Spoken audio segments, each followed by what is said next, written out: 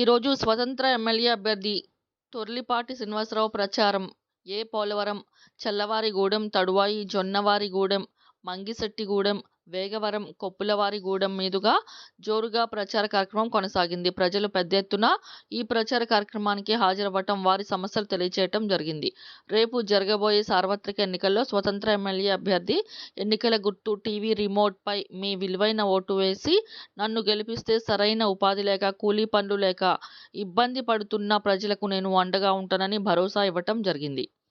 అదేవిధంగా వ్యవసాయ పంటలకు సరైన గిట్టుబాటు ధరలు రాకపోవటం లేదని చెప్పడం జరిగింది. పామాయిల్ గిట్టుబాటు ధర విషయంలో రైతన్నకు అన్యాయం జరుగుతుందని, పామాయిల్ పంట మీద కార్పొరేషన్ వ్యవస్థకు తీసుకువచ్చి రైతుకు రాయితీతో కూడిన ఎరువులు, అదేవిధంగా మంచి గిట్టుబాటు ధర కలిగే విధంగా కృషి చేస్తానని హామీ ఇవ్వటం జరిగింది. ఎక్కువ మంది ఉపాధి లేక యువతీ యువకులు ఇంటి వద్దనే వారి విలువైన సమయాన్ని వృధా చేస్తున్నారని, గత ప్రభుత్వం అటువంటి వారి పట్ల ఎటువంటి శ్రద్ధ చూపలేదని